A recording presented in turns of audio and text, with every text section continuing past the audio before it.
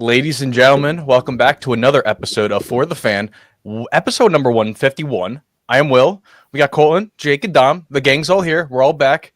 Christmas, New Year's, Kwanzaa, Hanukkah, all these holidays, they're all gone. Yeah, we're back. Gentlemen, hello. Yo. What's up? Good afternoon. You can follow us on all the social media pages down below. YouTube For the Fan Network, TikTok For the Fan Network, X For the Fan _, and Instagram For the Fan Football. Yeah, 272 games came and went, and well, just like that, felt like yesterday we witnessed Isaiah Likely's toe on the end of the goal line there. Well, edge of the end zone. Missed out on a touchdown, potentially, overtime in Kansas City, and poof, from 32, we're down to 14. And I don't know about you guys, it's a very sad time because, well, yeah, less teams to talk about, but we're always going to be talking about all 32 teams, at least through the rest of the rest of the season. Shouldn't say regular season anymore. Gentlemen, are you guys ready? We got a lot of stuff to talk about today. Head coaches. Ready to rumble, man. Ready to Rumble. That's a great movie. Yep, Damon Arnett was in it, so yeah. Favorite memories from the wild card round. We got a little bit of debate questions. Game of the weeks.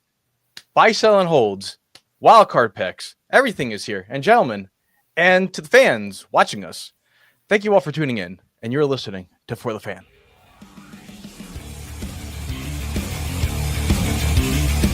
You are listening to For the Fan.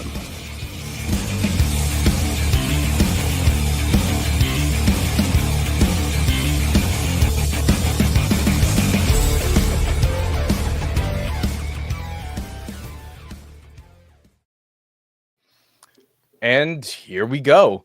Let's go looking over the head coaching opening. So by the time the regular season ended, there was 3 openings. We had the Jets, the Bears, and the Saints all fired mid-season guys. And we just got 3 more. We got Jerod Mayo, who was fired literally an hour after the Patriots win, messing them up out of the first overall pick. Get fired. Doug Peterson, early Monday morning, after the Jags were delayed in Indianapolis due to the ice storm and the snowstorm going through Indianapolis, he got canned. And then yesterday we saw Antonio Pierce get fired from the Raiders. And I mean, I could ask about all these reactions and all that stuff, but who really gives a rat's ass about it? But out of the 6, which opening would you consider to be one of the best openings in the league? I've actually thought about this because the everyone loves the idea of the Bears job because of what they have, but mine's the Patriots. It's a stable franchise. They usually last with the people they hire and bring in, and I really think Jerod Mayo would still be there if Mike Vrabel wasn't coming back to the NFL. But you have Drake May, who really looks like the best of that crop, and along with the stability of management and making good decisions, unlike the Bears, to me that sounds like the best idea of them all. Yeah, I'm piggybacking with Jake. I'm also taking the Patriots. Raiders, this quarterback class blows, and you blew that opportunity anyway. So your rosters are going to continue to stay terrible. I think it's easily the Patriots' job. The Bears, dysfunctional franchise. I don't know what Caleb Williams is. Definitely looked to struggle after being the kind of can't-miss kid. Yeah, I think it's the Patriots' job. You're in a very good spot financially. You got your quarterback. There's opportunities for you to go out and splash the dough in free agency, and they have a tradition. So I'm going with the Patriots as well. I mean, I kind of agree. I also think because they fill it with Vrabel, I think essentially is kind of the course of action. So I would have said. And I just looked it up just because I wanted to, if maybe there's a possibility, but it just seems like there won't be. If Zach Taylor got fired, I would have said that would have probably been the spot that would have been the best for anyone looking to make a team good immediately. I mean, you can do a lot with that team. It's pretty built as far as offense goes. Obviously, we know that. But I don't think that anything is going to happen there, which is crazy because he has a career losing record on the Bengals, or currently still. Marvin Lewis also had a losing record with the Bengals as well, and he stayed around for 4 He was a 10-year for like 15 years. Hasn't Taylor had Yeah, that record. He's been there since 2019. So the entire time? Yeah, see, like it blows my mind. I blows my mind that they're holding on to Zach Taylor still. Honestly, well, they made the move of firing Lou Anarumo, who will get a shot again as defensive coordinator because he is a great defensive-minded guy. yeah. So you make those moves, and it's like, okay, hey, the seat's warming up a little bit. We got to get back into the playoffs. I mean, this team is a AFC title contender every single year. As long as Joe Burrow's healthy and Mr. 7-Eleven himself, Jamar Chase, is healthy, they should be competing every single year for the AFC title. Yeah.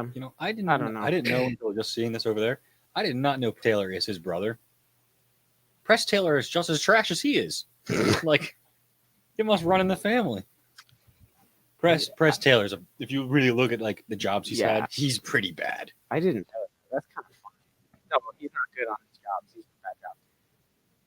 Yeah, but nonetheless, I think Patriots is the shiniest one as far as like it's just there's stability there where it's like some of the other places it's rough, man. I don't know. I think you could do something with the Saints, maybe. I mean, the Saints salary cap right now is $50 million, so I think you're better off doing nothing with that. Forgot about that. Yeah, no, I mean it's rough around the league. I would say maybe the Raiders. I mean, the Raiders are right behind the Patriots in cap space next year. They have $107 million, and they do have, a top 5 pick. So I think that could be another good move. And with Tom Brady being in the helm, maybe he could swing the franchise because, minority owner, he wants to make as much money as he humanly can. So trying to fit that under there. Right? Like, he can't be involved. No? Isn't that part of the stipulations with he can't be involved in Fox production meetings, so he can't be in there talking to like the other teams and all that stuff, trying to get like the game plan, gauging everything. So he can't be a part of that. But like as a minority owner, he could still do like like a day-to-day whatever a minority owner does. Okay. And I mean, the Raiders did apparently contact Belichick about trying to become the head coach, but it was quickly shot down. Belichick wants to stay at UNC, so the 6-week tenure as a head coach now will expand to 7 weeks and counting for Belichick. But I gotta think they probably contact Ben Johnson. I think everyone's gonna contact Ben Johnson at this point. I know the Patriots are.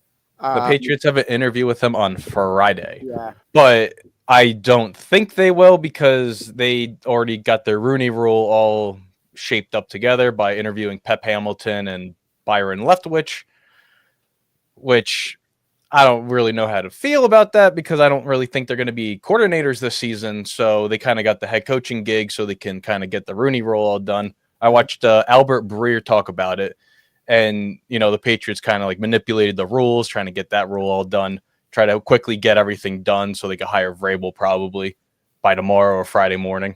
I don't know if it's manipulating the rules. It's what everyone does. I mean, it happens every year now. It's just they're checking the boxes, what they're doing. Yeah. Me and Jake were talking about it. Yeah. That used to be the Romeo Crennel thing. That's what he's saying. Every year. It was always Romeo Crennel interviewing every single job and never getting it. Because they just got to check those boxes. It's unfortunate, but yep. So we move from head coaches. Now we could go into the injury roundup, and I put rest update because I did it for week 18 and completely forgot to change it by now. Let's see if I scroll down a little bit. Commanders, Marshawn Lattimore, he practiced in full today from his hamstring injury that he suffered yet again with the Commanders. So him and Mike Evans will going to have a clash of the century, probably better than Paul and Tyson. So expect a good battle from them if Lattimore does in fact play Sunday night in Tampa Bay. Ravens are expected to not have Zay Flowers this week. He's considered a long shot to play for the Baltimore Ravens. But Kyle Hamilton, who got hurt in the middle of the game against the Browns last week, did practice in full. So expect him to potentially be a full go for Saturday night against the Steelers. Antoine Winfield was a full participant with a knee injury. And Jordan Love, who was limited with an elbow injury, says he's hopeful to play on Sunday in Philadelphia. So, yeah, a lot of that's really it for injury news. There's really nothing else. Usually I'm going off for like 10 minutes just talking about injuries, and it's a very late day in the news world. But gentlemen, we bring up this question once again, and I'm going to click it off here so we can all talk about it in full here. What is one favorite memory from the wild card round you can remember or can recall? Obviously, we talked about this last year, so we might honestly repeat the same stuff as last year, but that's okay. If not, we always have, hundreds of years of hundreds, yeah, that's a lie. 100 years at least of the wild card round being played here in the National Football League. So whoever wants to go first can go first. I'm positive I'm going to say the same exact one. What's that? The Andrew Luck rookie year comeback on the Chiefs. Like that game that's probably one of my favorite games, period, in NFL history. Because all of the situation around it, I liked Andrew Luck a lot at Stanford. So when he came into the league, I was like, followed him, and he just pulled out that gem of a game. And then all the situations around when I was watching it, it was just a good time. That game always will stick out in my brain. I'm going to try to change mine up from last year. I know I didn't say this last year, so good to say it. And this segment's about memories and wild card memories and favorite moments. Mine's a little bit different. It's not really too much game about the game, but it is kind of the memory I have. Me and Will were at Buffalo Wild Wings watching the wild card round in 2022, and we were watching the Bengals and the Raiders, and I hit the best odds bet I had ever hit in sports betting, and it was for both kickers to equal 10 plus points each. And I went into the second half. We went into halftime, and one kicker had 8 points and one kicker had 7 points already, which is insane because, that's a bet that hit most games. And I think it was like a plus 3,200 odds bet, like nuts odds. Yeah, crazy. Did not put much money on it, but I still won like money. So it was like halftime was happening. Me and Will were high-fiving for every extra point, every field goal, everything. I was so hyped because I wasn't hitting any other bets, but I was hitting that bet, and that bet was awesome. And that's also the game where the refs screwed up bad. Then the league was whistle out of the playoffs immediately. And that changed the course of that playoffs because that was Burrow making it into the Super Bowl. And if the refs maybe didn't up, Burrow wouldn't have made it out of the wild card round. So that was a substantial game that the results came out of that year. But yeah, no, memory-wise, that was the best single bet I've hit. So I remember that one. What about you, Colin? What's your favorite wild card memory from history? Probably not mine. Never saw it. I always don't remember seeing it. Clearly going to go with the history of, I think it was today. I think I heard it on the radio today. Mm-hmm. Music City here, Tennessee, beating the Bills. Walk off, end of the game, think the game's over, throw the ball back, throw it again, and the rest is history. It's easy. Low-hanging fruit, that's fun. That's me all the time on this show, low-hanging fruit. I will take it here. Easily the best moment in wildcard history. I remember watching when I was like a lot younger, like probably middle school, I was watching like, the NFL Films does their thing. And I remember watching like an extensive thing about that and how like there was like mathematicians, scientists and whatever, like showing the replay and still shots and doing like geometry and stuff about like how it was correct in this whole thing. And I remember how impactful that was. The problem is like I get tripped up in which round things were. 100% back then. 100%. I think vividly of like certain games I really liked, but when it comes to doing this, I always forget which actual round it was. So I got mine. It's from 2009. It used to be, NBC at the 4:30 and then the 8:15 game on Saturday, and CBS and Fox had the 1 and the 4:30 games. You didn't have, 2, 3 and the Monday night game. But I'm going to pick the best game from the 2009 wild card round, which was the Green Bay Packers and the Arizona Cardinals. The absolute shootout in the desert, where the Cardinals had a 21-point lead going into the third quarter. Larry Fitzgerald's just having a Larry Fitzgerald game as usual. Aaron Rodgers and the Packers go all the way back. Greg Jennings, he goes in. You remember the game that I had a broken leg in? That's Greg Jennings. Let's not forget about who Greg Jennings was. Okay? Let's not forget about Gumby either, okay? Big historical pieces in this, okay? And then, they go into overtime. Somehow, Mason Crosby, 45-45. Aaron Rodgers gets face mask. He kicks the ball up to Carlos Dansby. Arizona walks into the end zone. Probably one of the most electric finishes in wildcard playoff history is just this game alone. Just looking at it. Kurt Warner, 29-33, 379, 5 touchdowns. Let's also bring up some other people. Beanie Wells. You remember Beanie Wells? Ryan Grant. You guys remember Ryan Grant? Yes, on NFL. Amon Green was on this team. I didn't even know Amon Green was still playing in 2009, but he was there.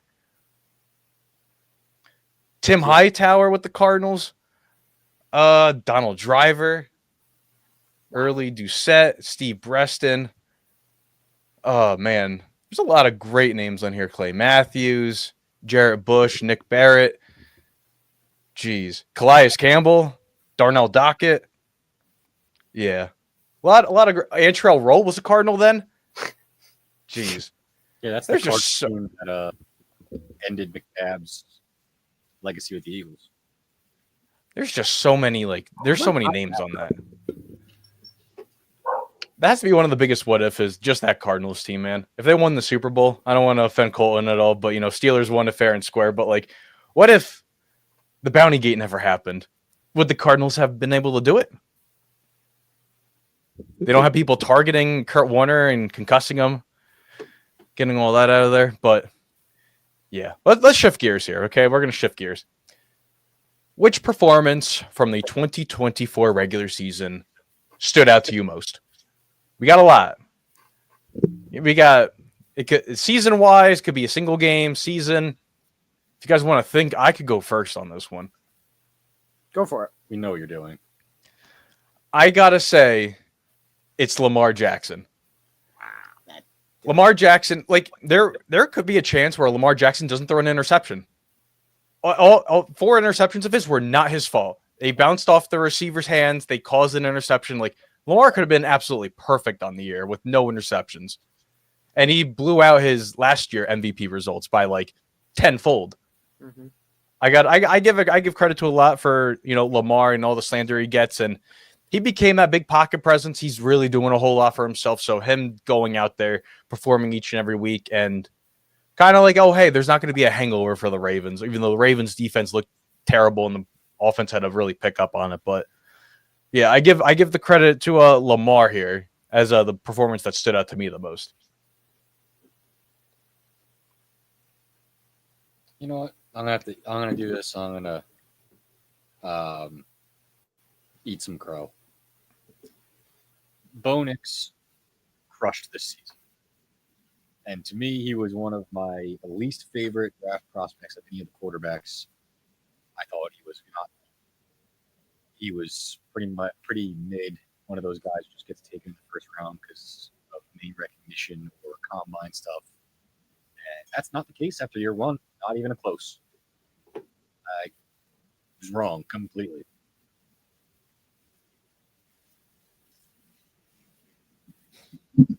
Honestly, I'm gonna go with Brian Thomas. He put up what? I think he's 3rd in yards, all the entire season. I think he finished 5th. You had the LSU bros, Amon-Ra. Amon-Ra was. We know that might have been before Detroit's game. No. Amon-Ra was 5th. So that would put Brian Thomas probably 4th. You can look up. I don't know. Nonetheless, dude's top 5 in yards on a team that we objectively say kind of sucks every week. Between 2 quarterbacks, not one. I mean, between Mac Jones and Trevor Lawrence, the year was kind of split. A team with kind of not an identity whatsoever. They went through running backs. They went they played across seas for 2 weeks in a row. You know what? All the factors that were there for the Jags Coach not being the best. He's third. Yeah, he's third. Mhm. Yeah, he's just ahead of Drake London and Amon-Ra. Good for him, man. That's on that team. You look at the rest of those guys. I mean, Drake London has a good quarterback, though, kind of, I guess. So maybe he's an argument there the other way. But either way, whatever. Good for him. Good for Brian Thomas. I think that needs to be Rookie of the Year. Period. It probably won't be, but I think it needs to be.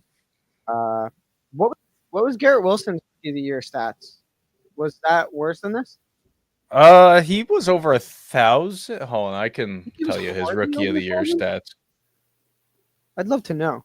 But good on Brian Thomas. Yeah, 1,103, so less. Garrett Wilson. Yeah, like 100. Yeah. So, you know what, man? Brian Thomas, I think he deserves Rookie of the Year. I think he's earned it.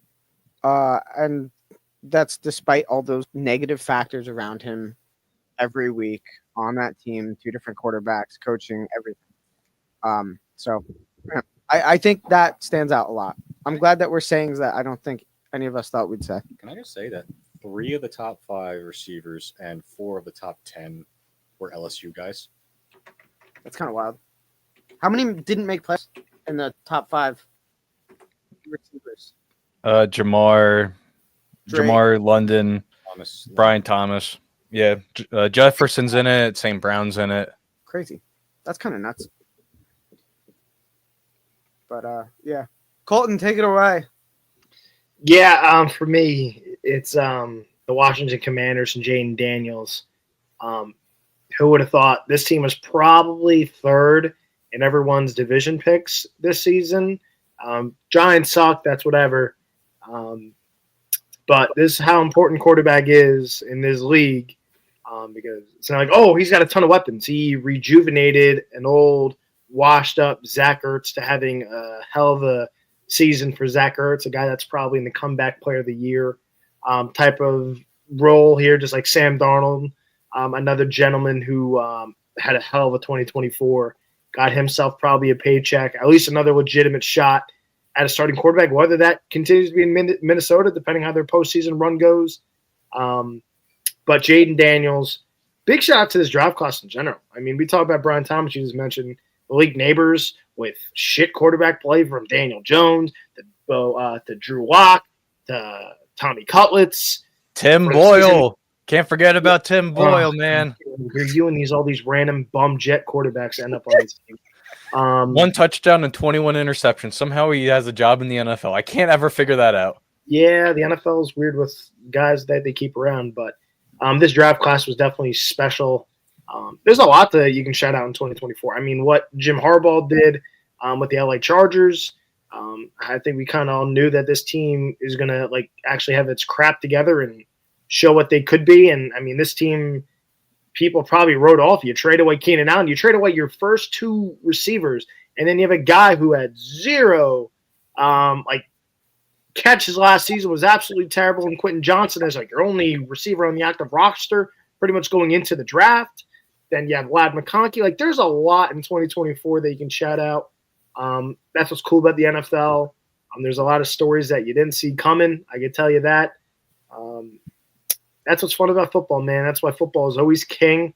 And it's going to be fun next year seeing what happens. I mean, not as exciting because unless Cam Ward magically turns into something special or Shedeur Sanders, you're not going to see those big leaps from some of the franchises like the Titans if they take a quarterback, or the Raiders or the Giants, wherever they may go. But it was a fun receiver class. I mean, Neighbors and Neighbors had the most receptions in a season. Then Bowers broke it during the 4 o'clock hour. You had history all over the place from this draft class. So it was definitely a hell of a job from a lot of the teams this year with the draft class. And we'll see how good they do this year. I know this draft class coming up is a little bit tighter as far as talent-wise. So we'll see what teams gets them hits, and that'll be cool at the end of the season to recap that. But there's definitely a lot you can talk about in 2024, which coaching performances shocked you, and what rookies, took the league by storm this season. And yeah, again, big shout out to Bo Nix. I thought the Denver Broncos were going to suck balls. I thought they're going to be a laughing stock of that division. Bo Nix played very, very well with just one receiver, by the way, in Cortland Sutton. I know Marvin Mims got hot at the end, but Bo Nix definitely surprised a lot of people, that's for sure. Now I got to ask the next question here, okay? Now that we're down from 32 teams to 14 teams, which team can make a surprise run towards the Super Bowl in New Orleans this season? I really want to hop on everything Colton's talking about and want to say the Chargers. I think they start off in the most perfect position for them in Houston. I think that's like the best matchup they could have. Houston has struggled all year to get here, essentially. I mean, week after week, it was like, oh man, they kind of need a good week this week and put up a mediocre week, like almost every week it feels. And the Chargers, man, I mean, like, offense is good. Justin Herbert, this is like I feel like his real first chance because everything under Staley sucked. I think this is really his first chance to show it like in the playoffs for the first time. Burrow's not in this playoffs, and Herbert could be the Burrow of this playoffs. I mean, straight up and down. And the Chargers defense is there. I mean, the defense at points in this season was like a top 2 defense. So I really think the Chargers have a solid chance. Their path after Houston is questionable, but you know what? Get past Houston, get past the wild card round, and anything's really pretty possible. You're 2 wins away from the Super Bowl at that point. So I really like where the Chargers are sitting in these playoffs. I like how it's starting. I like going into the playoffs, and I don't think that they're technically right at this moment just a straight up surprise. I think they're primed and ready for this. So, yeah. That's what I like. But there's one very clear answer that no team should want to see that's not like one of the top seeded teams, and that's the Buccaneers. I don't think anybody wants to see any part of them coming to your stadium. Any given week, Baker Mayfield could go off for 5 touchdowns, and their defense is also pretty good. They beat a healthy Detroit Lions this season, too. Exactly, because Baker Mayfield, I think he had like at least 4 touchdowns, if not 5, in that game. Yeah. And he got sacked like 6 times by Aiden Hutchinson. Yeah. In the same game. Even if they look bad in the game, parts, like they still just hang around. And they've had this is a year where I feel like we didn't see many blowouts. We didn't see many like really large gap victories all that often. Like only maybe 1 or 2 a week, if that. I felt like, and I know Tampa Bay has had a few. So I will say like, yeah, they made the Chargers look awful. They went to SoFi and they stomped all over them. That is true. Like they have that record of just making teams look terrible. Yeah. I think maybe underestimate too. And then Tampa Bay just like comes out and plays in your face, bro. I'm going to go with a Los Angeles team, but I'm going to go with the Rams. I don't think any team wants any part of the Rams either, especially on that offense, because I still think it's very hard to contain both Puka and Kupp, even though Kupp's only been working cardio for the last 4 weeks of the season. So I don't think anyone wants any part of the Rams team, because in the playoffs, they're a much different team and they're a much different animal, and they will, just like the Buccaneers, put it in your face and back you up against the wall when, game's on the line. Yeah, I hate to piggyback off Dom, but I'm also taking the Chargers. I don't know who else surprises me in this playoff race. I also agree with Jake on his, but I think for me, the Chargers, that team travels. You have a good defense. You have a Super Bowl coach that's been there. Probably should have won it, but he's been there. He's done it at the college level as well. He's a winner. And the way he wants his teams to play, that travels. Defense, running the football, and having good quarterback play, complementary quarterback play, that travels. And that's the LA Chargers. They have a nice tone setter to start off the postseason with the Houston Texans. I think they can get their mojo going, get J.K. Dobbins back in the swing of things. I know he's just starting to get back from his injury. I think it's the LA Chargers are the team to watch out for as a sleeper. That's all I got from those questions. And I want to just go back. Long season, 18 weeks, the very long season. Okay, couple bye weeks, couple of just everything. Exhaustion kind of sets in. And let's go back and look at our memory lane pick. I don't have the slide up, but we're just gonna, break it down really quick here. Okay. I want to scroll back up this Google Doc, which is 25 pages long here. Should we maybe looking back? You want to break it down like what everyone thinks their biggest failure was? And I already know what mine is. My biggest failure, if you were picking playoff teams first in the AFC, is definitely the Jets, and in the NFC side, it's definitely the Falcons. 100%. Those are my two biggest. I can live with a lot of my playoff picks. My AFC sucks, but again, because I can never figure out the damn AFC East. That division is just shit. I mean, I'm sticking. I like, especially my awards. Oh, they look pretty good. For me, I mean, going into the preseason picks and stuff. I mean, we all put the Niners in there. That was a common bad one for all of us. Whatever. I'm living with it. The fact that none of us picked the Bills for the East is crazy, but like it made sense preseason, but like it's still funny. I was really super sold on the Texans. I was going hardcore on the Texans. It was like C.J. Stroud goes Rookie of the Year to MVP. That was my whole move. D'Amico Ryan's head coach. Like I committed hard on the Texans, and they super fell up short for that. Like not one time was I confident in that the whole year. Like that was definitely one of my biggest failures. I mean, it's a team that still made it, but hardly. Like just kind of. I mean, sure. So yeah, not what I was expecting, and really holding up there for the Texans. So. What about you, Colton? Any regrets from picking playoff teams? I mean, I know where he's going to go with this one. Talk about the Falcons. It's always about the Falcons. We all Falcons. Honestly, didn't I pick the Bears too? Did I not pick the Bears? Yeah, you picked the Bears with me. Yeah, I got to stop with the Bears in Atlanta. You freaking bastards tricked me into the Falcons. Yeah, convinced me with all the freaking talk of the Falcons. We got hot.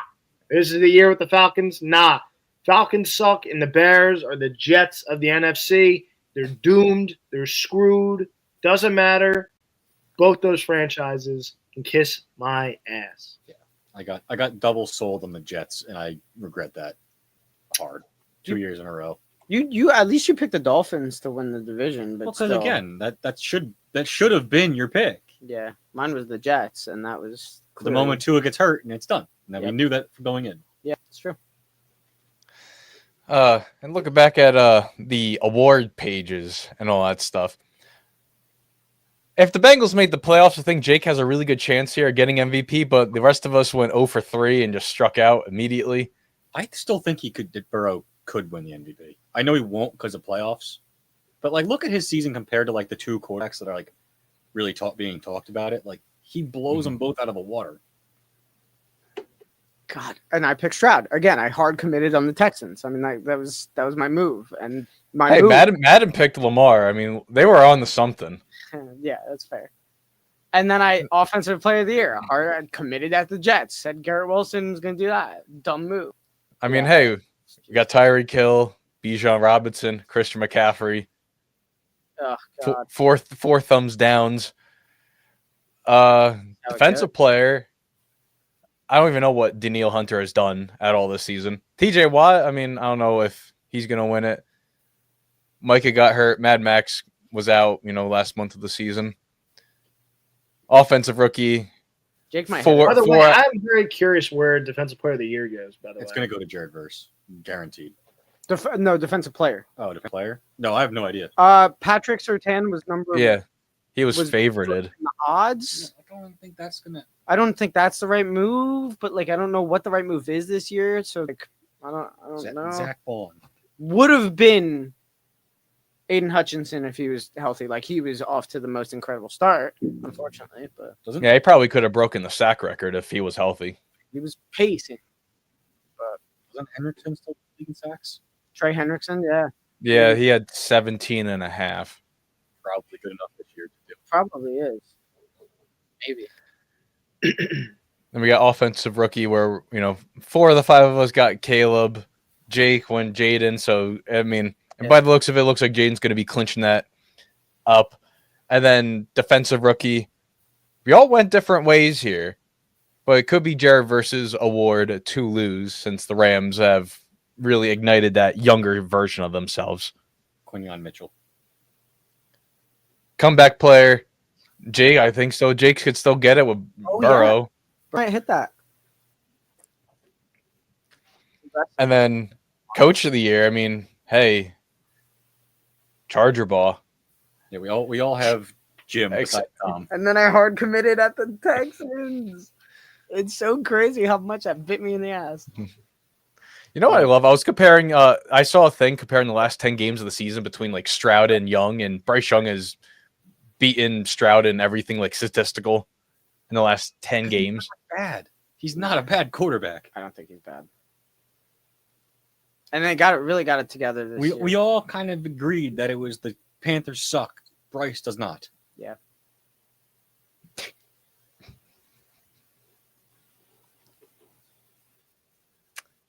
We all do agree.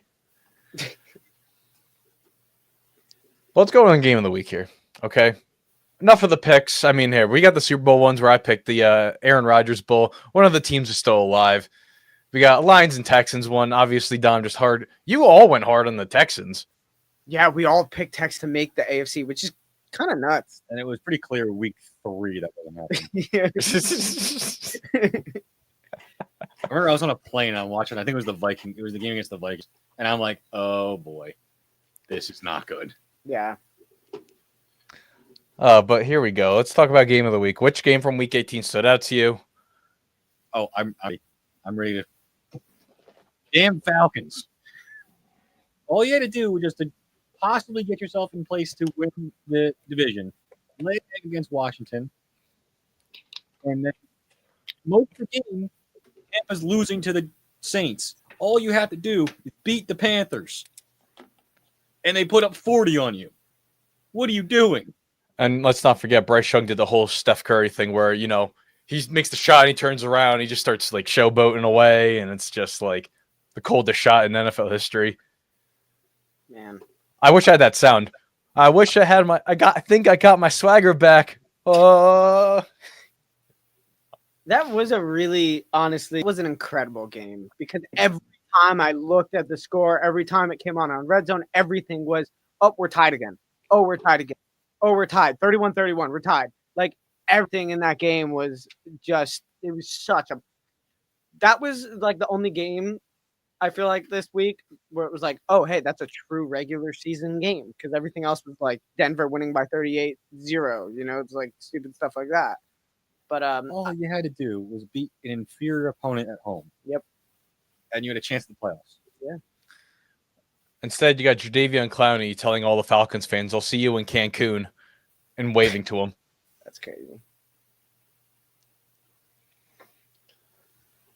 Yeah, I'm also jumping on the Carolina-Atlanta game as well. Bryce Young playing some great ball to end the season for Carolina. Definitely cool seeing him have his act together. It'd be nice to see them get another receiver there. Like, that's the only thing that scares me. They don't have a legit one. It's like Adam Thielen's eventually going to fall off. He's just too old. Doesn't have like the number one wideout characteristics. I like Xavier Legette. Jalen Coker as well showed up for them as a nice little piece, but they need a legit guy. So I'll be curious what they do in free agency because now you have paid 2 running backs and Miles Sanders and Chuba Hubbard for some God knows what reason. What you're doing there, Carolina, please figure that out. You already paid 1. What are you doing? And you drafted Jonathan Brooks. He got hurt again. I get it. Can't rely on him. But gosh, you don't need to pay running backs. I thought you were in with McCaffrey. Apparently not. But Atlanta and Carolina for me on this one. Also, why did it take Tampa so long to realize they had to win? Like that was like I remember I was doing stuff Sunday, and then like I looked at the score and I'm like, holy shit, doesn't Tampa have to win this game? Like, what are they doing? And like Spencer Rattler sucks. They were on the field picking the flowers while the dandelions growing in Raymond James What are they Stadium. doing? And I saw Atlanta was winning. I'm like, oh my god, the Bucks might blow this thing.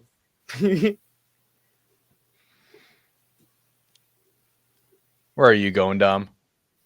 I Carolina and Atlanta, like I said, it was like every time I looked at it, it was a higher score and tied every time, bro.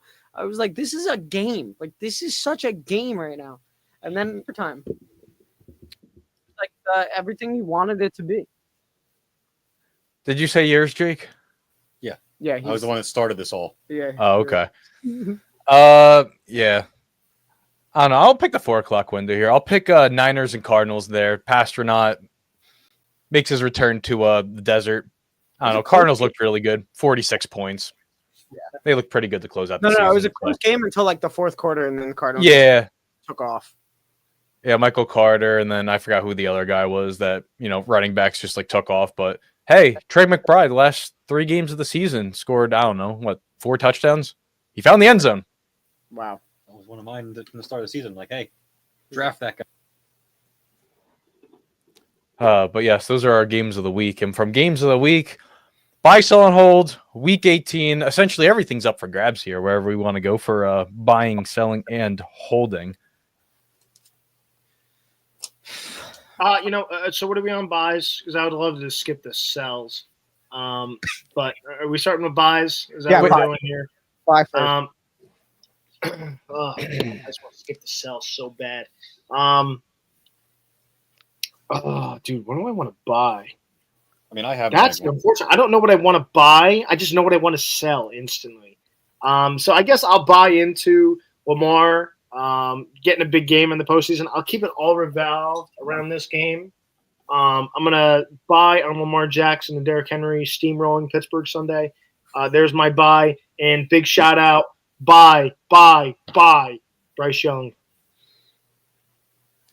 Last week I held 2 teams, playoff teams. Like my hold last week was like, hey, I'm going to hold the playoff version of these 2 teams.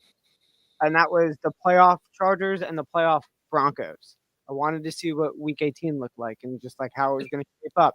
And this worked out great because I'm going to only buy one of those teams. And we talked about it. We did enough talking about it. So I'm going to keep it short and simple, but I'm going to buy the playoff Chargers.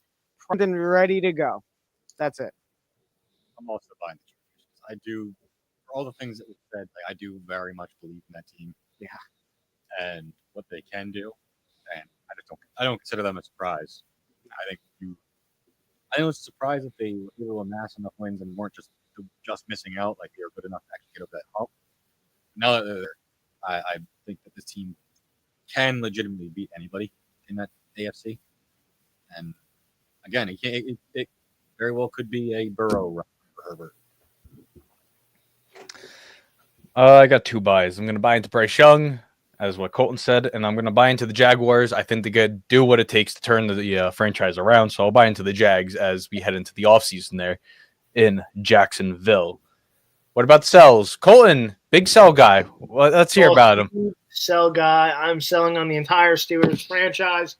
Until Mike Tomlin's gone, this team is going to be the mediocre Mike. This team is going to be the same bullshit every season. We're a delusional fan base. I don't care what anyone tells you. Steelers fans are delusional. I bought into this team multiple times. I'm like, oh, wait, this team is legit. It is not the team from a few years back.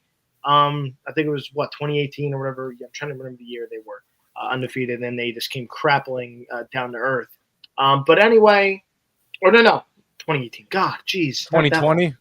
Yes, 2020. Not that long ago. Excuse me. This team sucks. Until Mike Tomlin's gone, this team can kiss my fucking ass. Was deciding whether to curse or not. I'm going to go fudging. Went cake testing today, so I'll stick with fudge. This team sucks. Sell. You kind of sound like Jim Cramer on MSNBC telling you what to buy and to sell. Yeah, I mean, this team fucking sucks. Oh, it slipped out. It's too late. I don't even care anymore. This team sucks. I'm tired of it. I want Mike Tomlin gone. I don't know how many times I have to tell everyone he's mediocre Mike. He doesn't know how to adjust in games. Where the hell is Justin Fields? Because Russell Wilson's clearly losing it. Where the hell is Justin Fields? I'm excited for Aaron Rodgers to be in a Steeler uniform next season with Dude, Devontae. I'm telling you, George Pickens going to lose his shit, not getting the telling football. you, wouldn't surprise me in the slightest. Aaron Rodgers going there, and Mike Tomlin's the coach. Wouldn't surprise me in the slightest. They're going to have that camera off. They're going to know where that gym camera is at all times, just giving their faces to it. Steelers are terrified of like drafting a quarterback and waiting and not having a 500 season because apparently that's amazing. Just not having a losing season, but just being one and done all these years. I guess that's great. I guess just making the playoffs and picking back in 21, 22 position every single time. It's great. I can just keep rambling on. This team fucking sucks. I'm so tired of them. I can't believe I bought in on them early in the season, saying this is a contender. Can George Pickens like grow up and remember he's in the NFL and has a big boy job? Please, is that possible too? That's the Mike Tomlin way: is let those personalities run wild. That's not his thing though.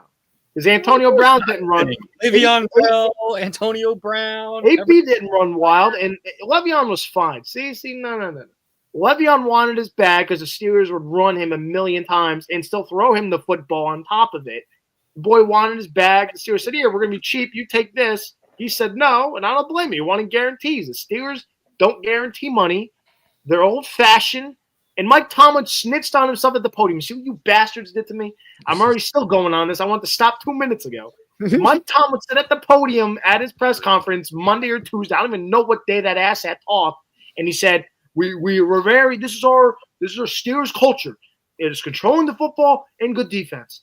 Mike, this isn't the 90s. You need to put up points in this league. No one cares about your defense, how good it is. I don't care. You held Joe Burrow, who if the Bengals had a defense, they win. They make the playoffs, probably win the division. He wins the MVP. You held him to 19 points in your building, and you lost. Kiss my ass. Get the hell out of Pittsburgh and go do the 90 shit somewhere else. I'm tired of it. It is 2024, 2025.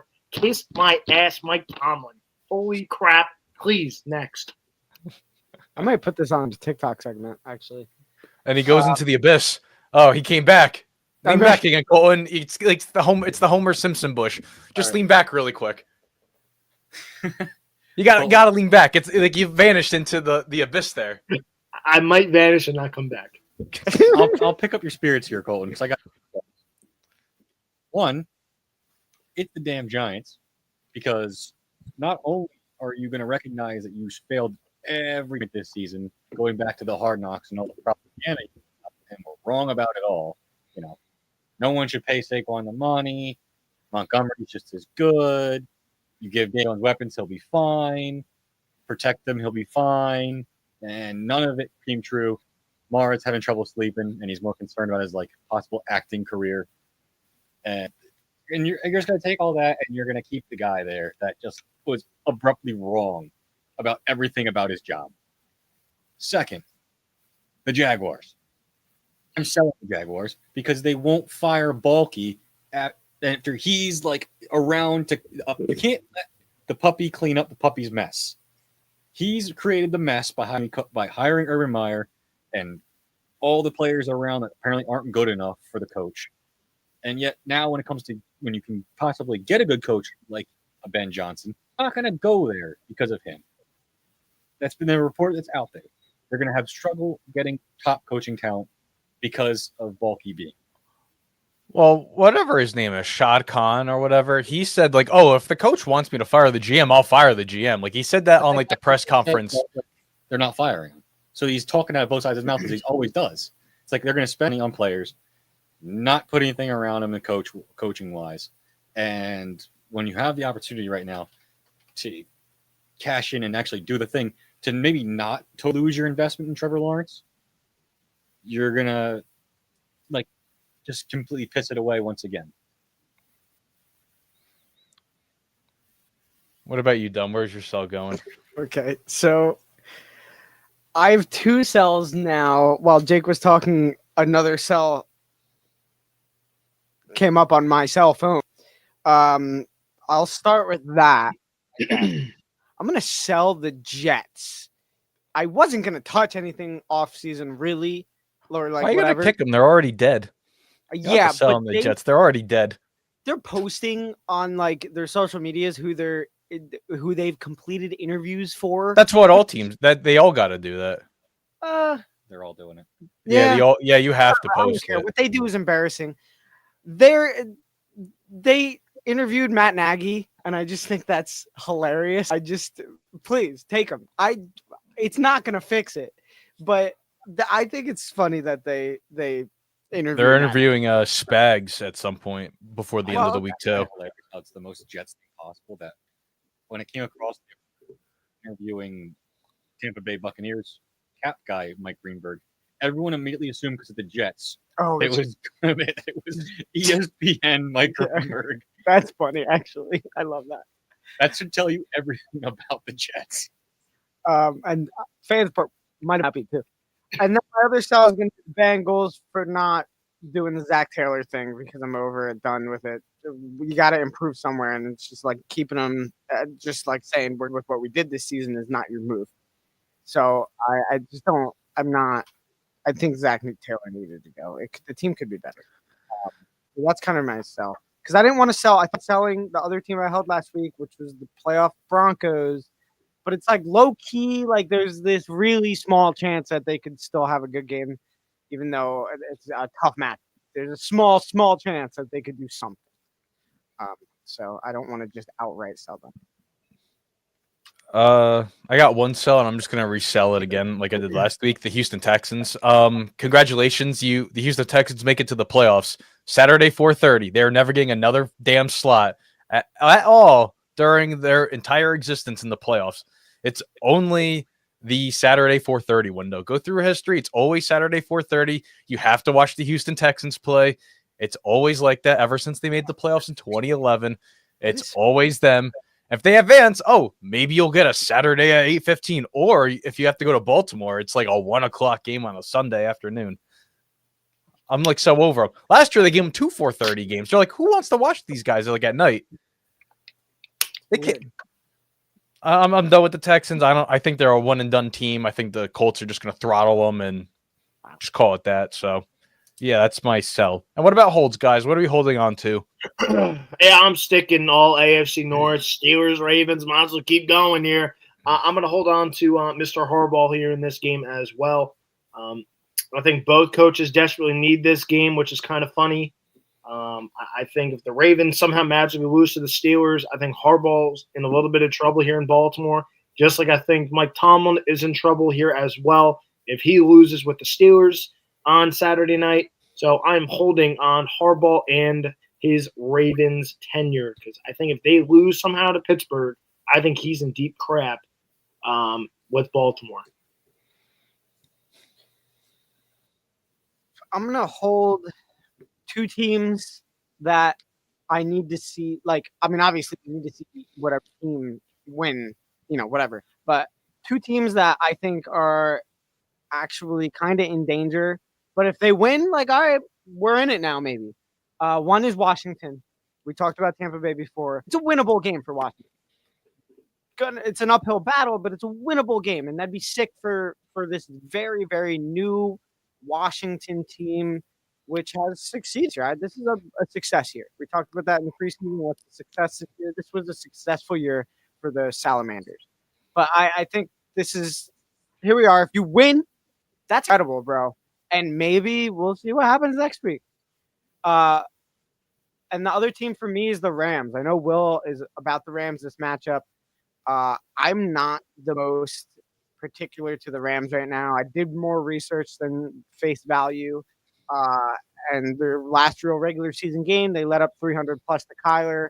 I just don't. I think that Minnesota's too good, and the Rams could just let too much up. Puka's cool. Kupp hasn't really been doing much, but it could work out. Whatever. Kyron's awesome. They're good on offense, but I just don't know if they could do enough against this pretty solid Minnesota team who didn't take them this past week. They're still very much in and engaged. Maybe the Rams taking a break this past week wasn't the best move. Like, so I just think if the Rams win, I'm back in it with the Rams. Like, here we are. The playoffs could happen for the Rams. It's possible. But they need to, this win needs to happen for them. I'm on the fence about them. So it's really, I just approach this in who are my on the fence teams this week. I've a similar thought, like the Buccaneers on the other end, because is this a winnable game? Absolutely. Like, they're probably better than the Commanders, but I could see how this is one of those. It's probably a win or lose for either team. Like, it's a pretty tight one. Yeah. But if Tampa wins this game, it really starts to open up for them on what they can do. Not getting much into it. It's the same thought process really about the Rams and a lot of the other teams. And my hold is going to be the Commanders. Let's see what they can do. National Spotlight, Sunday Night Football. Second time in 3 weeks. First time. Let's do it. Rematch or week 1. Can they do it? Well, they also they're the longest team without a playoff win in the NFL. Dolphins. No, they have I saw it was like not till like The Dolphins are definitely there. The Dolphins were like 2000. I know like the Washington's close. Washington's like 2000. Washington's like 2005. Yeah, still pretty Yeah. bad. Even the Jets have a win. Multiple. Yeah. They interviewed the guy that last got him those wins, so that's even funnier. Of course. All right, here we go. Week 18. Wild card picks. Okay, wild card picks are here, and here was the regular season results. Dom jumped into second on the board there. Jake finished first. Colton was third, and Io was fourth. That's how they ended here. Yeah. Now they go into the points. Talk and about the points fires. Yeah. don't matter. The points do not matter anymore. It's like they'll show whose line is it anyway. The points. The points don't matter, says Colin. The points don't matter. And here we go. The Houston Texans slot for the wild card round, 4:30 on a Saturday afternoon. So you can still get your chores done because the Houston Texans. Let's also remind everyone of that. AFC South winners, 2 years in a row. The Chargers returned to the playoffs for the first time under the Harbaugh residence there. Chargers 11-6 on the year. Texans were 10-7. So yeah, we got that going for us here. And we are sweeping the Chargers, who will be on the road against whoever else. Whoever advances. And then we go to the Prime Video game. From Houston, we go to Baltimore. The third matchup here. We're excited here. AFC North football. Money. The 6 seed Pittsburgh Steelers. 4-game losing streak. The Ravens. Killing it. One of the hottest teams in the league right now. It all comes down to this. We're all taking Baltimore. That's how it's going down here. Lamar's biggest playoff, no? Well, he needs a win. He has one, doesn't he? One? Yeah. Because like He has 2. He's 2? They're Hey, they're one winning last the year. Super Bowl. It doesn't matter. I don't know if anyone saw the stats, so you might as well throw out your money on the Baltimore Ravens. I don't know if anyone saw the history with the Ravens. Oh. After Trent Dilfer won the Super Bowl, 12 years later. Oh, by the way, Dilfer, 28 years old. 12 years later, 28-year-old Joe Flacco wins Super Bowl. 12 years later, this year, 28-year-old Lamar Jackson, Ravens win the Super Bowl. So make sure you go out and get your bets in. Ravens win this game. Ravens win the Super Bowl. Sorry for the spoiler this early into the postseason for you, but AFC, that's already taken care of for you. Baltimore Ravens. And bet on the Ravens to score 34 points because they do it the other 2 times in the Super Bowl. So And we go to the Sunday slate of games. 1 o'clock here, CBS. The Broncos, who no one had making the playoffs. They go on a run. Bo Nix having an incredible season. Sean Payton definitely in the contention for Coach of the Year. They travel to Buffalo. Last time these two teams faced, Will Lutz kicked a game-winning field goal and stunned the Buffalo Bills. This was last season. And the Bills, who everyone wrote off, oh, Josh Allen doesn't have anyone, forget about it. He's having a MVP contention type season. We're all taking the Buffalo Bills on this pick. And from Western New York, we go down to Philadelphia, where the Packers, who last year, let's remind everyone, 7 seed, first ever 7 seed to win a playoff game against, nonetheless, a NFC East team. Eagles help contain that entire rhythm of, I don't even know how to explain it, 20 years of different winners in the divisional championships, winners in the NFC East, the 7 seed and the 2 seed, and we're all picking the Philadelphia Eagles. And from the coldness of the Northeast, we go down to Florida, but at this point it'll be dark because it'll be 8 o'clock. The Commanders and the Buccaneers rematch for week 1. And hey, Jaden, last time they played, 2 rushing touchdowns, no passing touchdowns. He's a lot more comfortable in the offense. Baker Mayfield now under Liam Cohen. He's been lighting it up, even better career highs than he had last season, getting him that payday. I am going to lone wolf the Washington Commanders, and you guys are taking the Tampa Bay Buccaneers.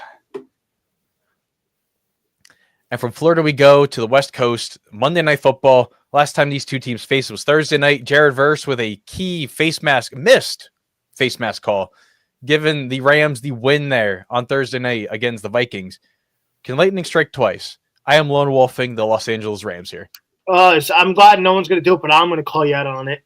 Shocker, you pick your damn teams to win. Washington Commanders fan, go figure. And you pick the LA Rams to win. No shit. As I've told everyone, you have an entire other side of that room in your basement there that's all Ravens gear, and you pick the Ravens. Okay, I've been saying this for like years now. You were like, "Oh, try the moonshine down here," and I saw the entire Ravens wall. Okay, everyone knows it. I've been preaching this for years. I'm just more surprised he picked against Sam Darnold. Yeah, I thought that was going to trump the Rams fandom. I don't know. After last week, I don't know. I'm a little nervous there. Wow. They had what it takes to beat the Lions, but unfortunately, it didn't turn out that way. No, so he's on Rams house in Commanders town, baby. So doesn't shock me. I will say, 2 of these matchups, I just did the research. 2 of these matchups, none of us picked either team in. So none of us picked Denver and Buffalo to make playoffs this year. That's a matchup. And none of us picked Washington or Tampa Bay to make playoffs this year. I picked Washington. Oh, shit. Okay. Christ. Vision. As I said in week 16, my cell was Dom math, okay? I have it here. Dom math's the absolute worst math. Me, Yeah. Commies 7. I was looking for Commanders, and I was just like swinging for Commanders, and you guys wrote Commies, and I just slipped. All right, never mind. Refuse to call them the Commanders. Yeah, no, you're right. Okay, well, Denver and Buffalo. Did somebody say boom?